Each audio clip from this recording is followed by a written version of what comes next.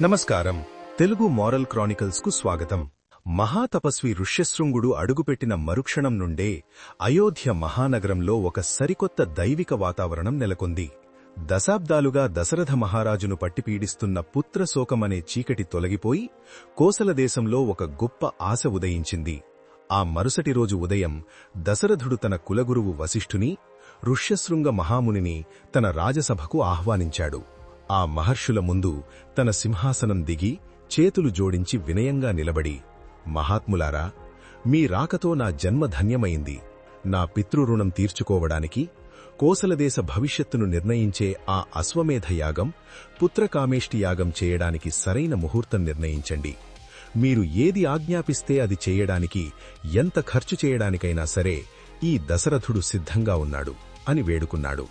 దానికి ఋష్యశృంగుడు ప్రశాంతమైన చిరునవ్వు చిందిస్తూ, మహారాజా, మీ భక్తికి దేవతలు ఎప్పుడో సంతోషించారు. మీ తపన నాకు అర్థమైంది. అయితే ఈ మహాయాగాలు చేయడానికి వచ్చే వసంత ఋతువు అత్యంత శ్రేయస్కరం. అప్పటి వరకు సమయముంది కాబట్టి ముందుగా మీ సరయూ నది ఉత్తర తీరాన అత్యంత పవిత్రమైన స్థలంలో ఒక బ్రహ్మాండమైన యాగశాలను నిర్మించండి. అలాగే ఈ యాగానికి సాక్షులుగా ఉండడానికి, ఆశీర్వదించడానికి భూమండలంలో ఉన్న సామంతరాజులను, మహారాజులను, మునులను ఆహ్వానించండి అని ఆజ్ఞాపించాడు. ఆ మాట వినగానే దశరథుడిలో 1000 ఏనుగుల బలం వచ్చింది. వెంటనే తన మంత్రి సుమంత్రుడిని పిలిచి యాగానికి సన్నాహాలు ముమ్మరంగా మొదలుపెట్టమని ఆదేశించాడు. అప్పటినుండి అయోధ్యలో రాత్రింబవళ్లు పనులు ఉరుకుల పరుగుల మీద సాగాయి. రాజ్యంలో ఉన్న అత్యుత్తమ శిల్పులను, పనివారిని 10,000 మందిని పిలిపించారు. వారంతా కలిసి పవిత్రమైన సరయూ నదీ తీరాన ఒక అద్భుతమైన యాగశాలను నిర్మించారు. ఆ యాగశాల సాక్షాత్తు ఆ బ్రహ్మదేవుని సభను తలపించేలా ఉంది. పగడాలు, ముత్యాలతో అలంకరించిన బంగారు స్తంభాలు ఉదయం సూర్యరశ్మి పడగానే తళతళ మెరుస్తూ కళ్లు చెదిరేలా చేస్తున్నాయి. ఇటుకలతో పేర్చిన 7 అంచెలతో కూడిన పవిత్రమైన యజ్ఞగుండాలను వాస్తుశాస్త్ర ప్రకారం ఎంతో శ్రద్ధగా నిర్మించారు. ఆ యాగశాల చుట్టూ బ్రాహ్మణులకు, రాజులకు, సామాన్య ప్రజలకు, ఆడవారికి కూర్చోవడానికి వేరువేరుగా ఎంతో విశాలమైన, అందమైన మంటపాలను ఏర్పాటు చేశారు. మరోవైపు సుమంత్రుడు మహారాజు ఆజ్ఞ ప్రకారం దేశదేశాలకు వార్తాహరులను పంపాడు. మిత్రదేశాలైన మిథిలానగర రాజు, అత్యంత జ్ఞాని అయిన జనక మహారాజుకు, కైకేయి తండ్రి అయిన కేకయ దేశపు రాజు అశ్వపతికి, కాశీ మహారాజుకు, కోసల దేశానికి సామంతులుగా ఉన్న ఎందరో గొప్ప రాజులకు దశరథుని పేరు మీద ప్రత్యేక ఆహ్వానాలు వెళ్లాయి.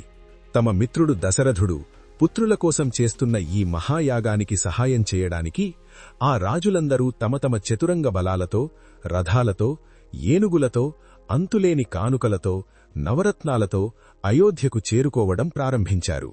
దారి పొడవునా ఏనుగుల ఘీంకారాలు, గుర్రాల సకిలింపులతో ఆ ప్రాంతమంతా మారుమ్రోగిపోయింది. అయోధ్య నగరమంతా ఒక మహాజాతరను తలపిస్తోంది. ఎక్కడ చూసినా వేద పండితుల మంత్రోచ్చారణలు, భక్తుల కోలాహలం వినిపిస్తోంది. వచ్చిన ప్రతి ఒక్కరికీ వయస్సుతో, హోదాతో సంబంధం లేకుండా, ఎలాంటి లోటు రాకుండా అడుగడుగునా అన్నదాన సత్రాలు ఏర్పాటు చేశారు. అయోధ్యకు వచ్చిన రాజులందరూ దశరథుని ఆతిథ్యానికి, అయోధ్య వైభవానికి, ఆ యాగశాల నిర్మాణానికి ముగ్ధులైపోయారు. ఇలా రాజులు, మహర్షులు అంతా కలుసుకుని ఆనందంగా గడుపుతుండగానే చెట్లు చిగురించి కోకిలలు పాడే వసంత ఋతువు రానే వచ్చింది. ప్రకృతి అంతా పచ్చదనాన్ని పులుముకొని ఆ మహాయజ్ఞానికి స్వాగతం పలుకుతోంది. శుభముహూర్తాన దశరథ మహారాజు తన భార్యలతో కలిసి దీక్షావస్త్రాలు ధరించి యాగశాలలో అడుగుపెట్టాడు. అందరూ ఆసక్తిగా చూస్తుండగా అసలైన ఘట్టమైన అశ్వమేధ యాగం కోసం ఒక శ్వేత అశ్వాన్ని సభలోకి తీసుకువచ్చారు. సభలో అందరి కళ్ళు యాగశాల ద్వారం వైపే ఉన్నాయి.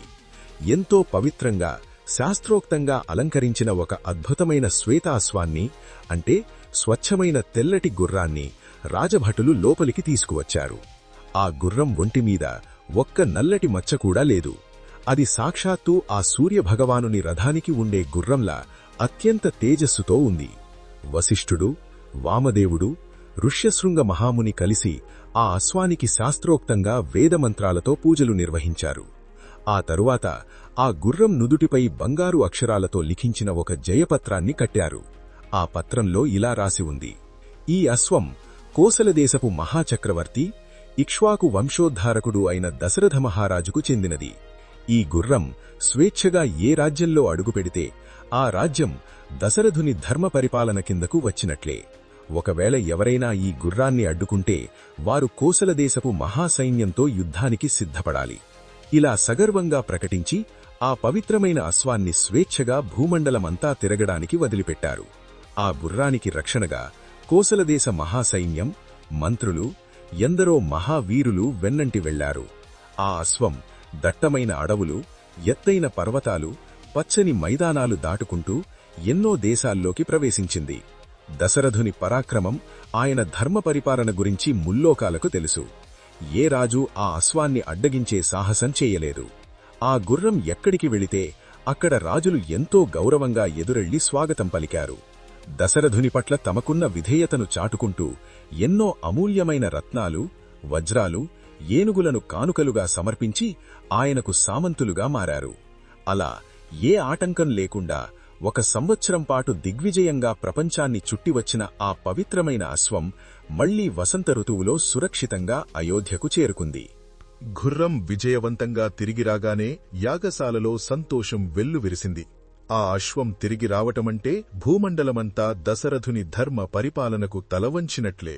వశిష్ఠుని పర్యవేక్షణలో ఋష్యశృంగుని చేతులమీదుగా అయోధ్యకు వచ్చిన రాజులందరి సమక్షంలో వేలాది మంది బ్రాహ్మణుల వేద మంత్రాల మధ్య అశ్వమేధయాగం అత్యంత అంగరంగ వైభవంగా పూర్తయింది. ఆ యాగం ద్వారా ఇక్ష్వాకు వంశం యొక్క కీర్తి ప్రతిష్టలు దశదిశలా వ్యాపించాయి. యాగం పూర్తయిన ఆనందంలో దశరథుడు తన ఖజానా తలుపులు బార్లా తెరిచాడు. మునులకు, బ్రాహ్మణులకు, పేదలకు, వచ్చిన అతిథులకు లక్షలాది ఆవులను, కోట్లాది బంగారు నాణేలను, పట్టు వస్త్రాలను, భూములను దానధర్మాలు చేశాడు. అడిగిన వారికి లేదనకుండా వానజల్లునా సంపదను కురిపించాడు. అశ్వమేధయాగం విజయవంతంగా పూర్తి కావడంతో దశరథుని ముఖంలో సగం ఆందోళన తీరిపోయింది. కాని అసలు ఘట్టం, తన జీవిత లక్ష్యం ఇంకా మిగిలే ఉంది. అదే తన వంశాన్ని నిలబెట్టే పుత్రకామేష్ఠి యాగం. సంతానం కోసం చేసే ఈ యాగం అత్యంత క్లిష్టమైనది. ఎంతో ఏకాగ్రతతో, నిష్ఠతో చెయ్యాలి. చిన్న అపశృతి జరిగినా, అక్షరం పొల్లుపోయినా, మంత్రలోపం జరిగినా ఆ యజ్ఞఫలం దక్కదు. పైగా దేవతలకు ఆగ్రహం వస్తుంది. ఆ భయం అందరిలోనూ ఉంది. అందుకే అస్సలు పాపమెరుగని ఆ ఋష్యశృంగ మహాముని స్వయంగా ఆ మహాయాగ బాధ్యతను తన భుజాలపై వేసుకున్నాడు.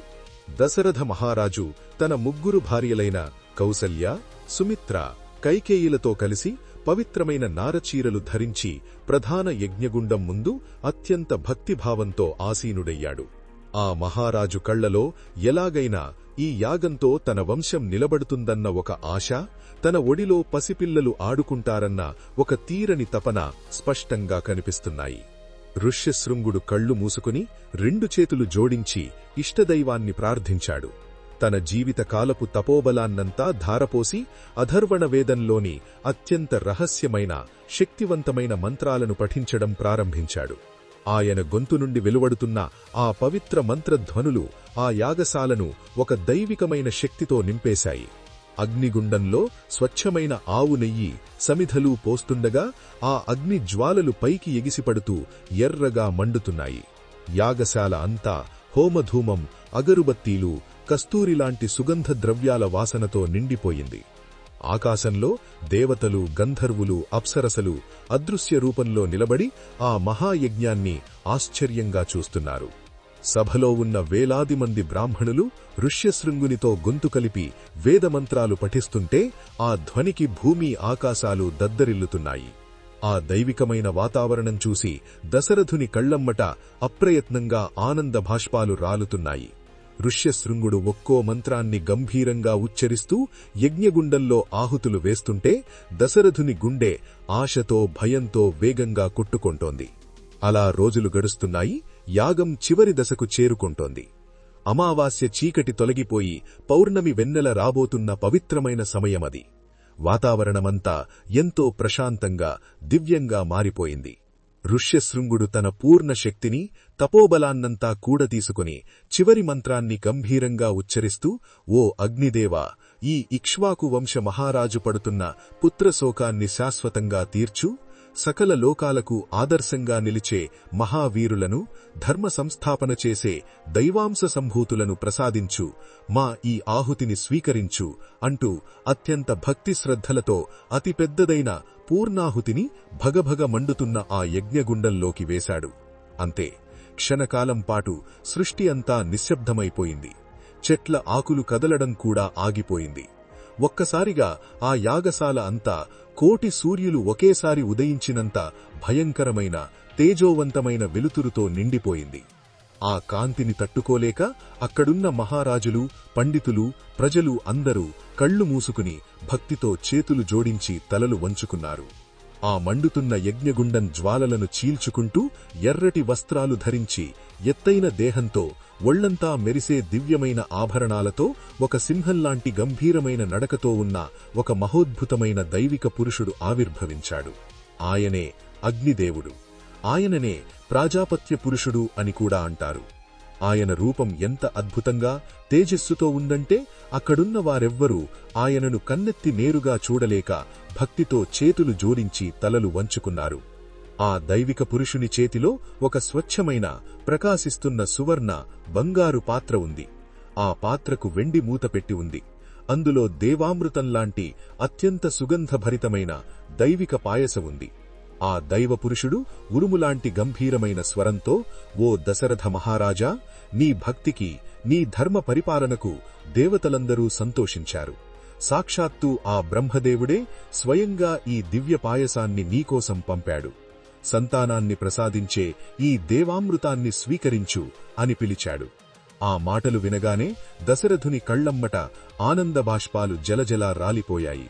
ఇన్నాళ్లూ తన గుండెల్లో ఉన్న భారం దిగిపోయిందని, తన జన్మ ధన్యమైపోయిందని ఆయన మనసు సంతోషంతో ఉప్పొంగిపోయింది. వెంటనే తన సింహాసనం దిగి పరుగెట్టుకుని వెళ్లి ఆ అగ్నిదేవునికి సాష్టాంగ నమస్కారం చేశాడు. వణుకుతున్న చేతులతో ఎంతో భక్తిగా ఆ బంగారు పాత్రను తన రెండు చేతులకి దోసిలిపట్టి తీసుకున్నాడు. ఆ దైవిక పాత్రను అందుకోగానే యుగాలనాటి పుత్రశోకమంతా ఆయన మనసులోంచి శాశ్వతంగా మాయమైపోయింది. అగ్నిదేవుడు చిరునవ్వు నవ్వి, మహారాజా, ఈ దైవికమైన పాయసాన్ని నీ ముగ్గురు భార్యలకు పంచిపెట్టు. త్వరలోనే నీ ఇంట లోక కళ్యాణకారకులైన మహావీరులు జన్మిస్తారు అని ఆశీర్వదించి మంటల్లో అదృశ్యమయ్యాడు. యాగశాలలో ఉన్న మునులు, వశిష్ఠుడు, మంత్రులు అందరూ ఆనందంతో జయజయధ్వానాలు చేశారు. ఆకాశంలో దేవతలు పూలవానలు కురిపించారు. దశరథుడు ఆ పాయస పాత్రను గుండెల కత్తుకొని కన్నీళ్లతో వశిష్ఠుని ఆశీస్సులు తీసుకున్నాడు. వెంటనే దశరథుడు తన ముగ్గురు భార్యలైన కౌసల్య, సుమిత్ర, కైకేయీలను తన దగ్గరకు పిలిచాడు. వారందరికీ ఆ దైవిక పాయసం గురించి చెప్పాడు. రాణుల ఆనందానికి అవధుల్లేవు. కళ్లెమ్మటి ఆనందభాష్పాలు రాలుతున్నాయి. త్వరలోనే తాము తల్లులం కాబోతున్నామన్న వార్త వారిని ఉక్కిరిబిక్కిరి చేసింది. దశరథుడు ముందుగా ఆ పాయసంలో సరిగ్గా సగం భాగాన్ని తన పట్టపురాణి అయిన కౌసల్యాదేవికి ఎంతో ప్రేమగా ఇచ్చాడు. ఆ తరువాత మిగిలిన సగంలో సగం భాగాన్ని, అంటే పావు భాగాన్ని కౌసల్య ఆమోదంతో సుమిత్రాదేవికి ఇచ్చాడు. ఇక మిగిలిన పావు భాగాన్ని తన చిన్న భార్య అయిన కైకేయికి ఇచ్చాడు. అయితే ఇక్కడ ఆ రాణుల మధ్య ఉన్న అద్భుతమైన ప్రేమను, సోదరీభావాన్ని మనం గమనించాలి. పాయసం తీసుకున్న కౌసల్య మరియు కైకేయిలు ఇద్దరూ కూడా తమ వంతు పాత్రల నుండి కొద్ది కొద్దిగా పాయసాన్ని తీసి మళ్లీ సుమిత్రకు ఎంతో ప్రేమగా ఇచ్చారు. అలా ఆ ముగ్గురు రాణుల్లో సుమిత్రకు మాత్రం 2 సార్లు పాయసం దక్కింది. ఆ ముగ్గురు రాణులు ఆ దైవికమైన పాయసాన్ని అత్యంత భక్తి శ్రద్ధలతో కళ్లకు అద్దుకుని సేవించారు. ఆ పాయసం లోపలికి వెళ్లగానే వారి ముఖాల్లో ఒక అపూర్వమైన, వర్ణించలేనంత దైవిక తేజస్సు ప్రకాశించడం మొదలుపెట్టింది. గర్భం దాల్చిన ఆ ముగ్గురు రాణులను చూసి దశరథుని గుండె గర్వంతో, ఆనందంతో నిండిపోయింది. ఆయన పడ్డ కష్టానికి, ఆయన చేసిన ధర్మబద్ధమైన యాగానికి అద్భుతమైన ఫలితం దక్కింది. ఆ పాయసం సేవించిన తర్వాత రాణులు ఎలాంటి తేజస్సుతో వెలిగిపోయారు, శ్రీరామచంద్రుని జననం ఎలా జరిగింది, అయోధ్య నగరంలో ఆ సంబరాలు ఎలా మిన్నంటాయి అన్న అద్భుతమైన విషయాలను మనం తరువాత ఎపిసోడ్లో చూద్దాం. ఈ మహాఘట్టంలో మనం తెలుసుకోవలసిన గొప్ప నీతి ఏమిటంటే, మనం ఎంతటి భయంకరమైన కష్టంలో ఉన్నా సరే ఆ కష్టాన్ని తీర్చుకోవడానికి అధర్మమైన అడ్డదారులు తొక్కకుండా ధర్మబద్ధంగా ఓపికగా ముందడుగు వెయ్యాలి. దశరథుడు సంతానం కోసం ఎన్నో ఏళ్లు ఓపికగా వేచి చూశాడు, అహంకారం లేకుండా గురువుల సలహాలు పాటించాడు, అత్యంత నిష్ఠతో యాగం చేశాడు. అలాగే మనం కూడా మన లక్ష్యాలను చేరుకోవడానికి పెద్దలను గౌరవిస్తూ నిజాయితీగా కష్టపడితే ఆ భగవంతుడే స్వయంగా వచ్చి మనకు విజయాన్ని ప్రసాదిస్తాడు. ఆ అగ్నిదేవుడు తెచ్చిన సువర్ణ పాయస పాత్రలాగే మన నిరంతర శ్రమ రేపు మన జీవితంలో ఒక గొప్ప విజయంగా మారుతుంది. ఇలాంటి మరిన్ని వీడియోల కోసం లైక్, షేర్ మరియు సబ్స్క్రైబ్ చేసుకుని బెల్ ఐకాన్ ప్రెస్ చేయండి. మరో వీడియోతో మళ్ళీ కలుద్దాం.